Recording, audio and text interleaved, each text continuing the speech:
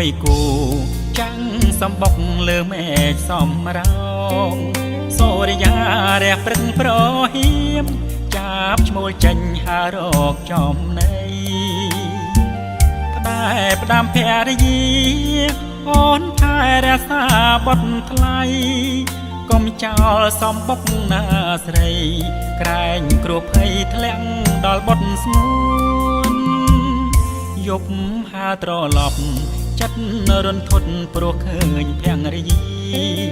យំសោកផ្ដេកផ្ដួលអារាលើថ្មដាយំស្ដាយបុត្រថ្លៃលើងព្រៃពីឃាតឆេះសំបុកស្លាប់ទាំងកូនខ្ចីចោទថារូបប្តីមានស្រីជាប់ក្លិនស្រីក្រអូបពេញខ្លួនអូនស្បត់គ្រប់ជាតិ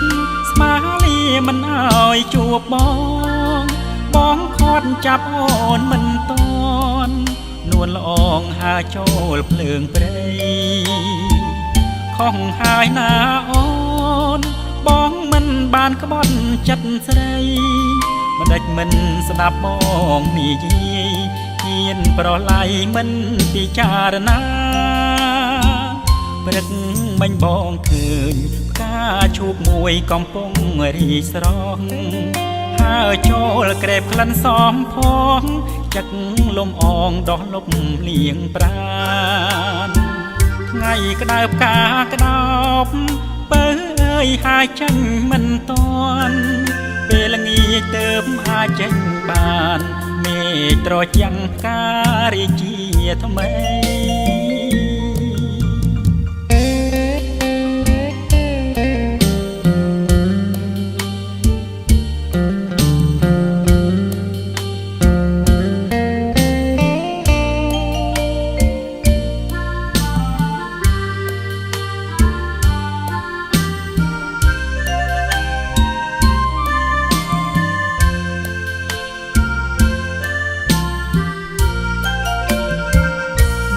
ពេលខ្ញុំស្លាប់ព្រះអើយស្បត់សាច់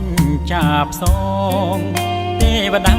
អ្នកតាព្រៃផងលោកទាំងអង្គជួយជាសាក្សី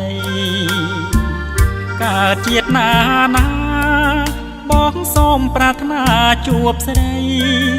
លន់តួឲ្យអូនប្រណីថារូបប្តីស្នេហ៍តែអូនមួយ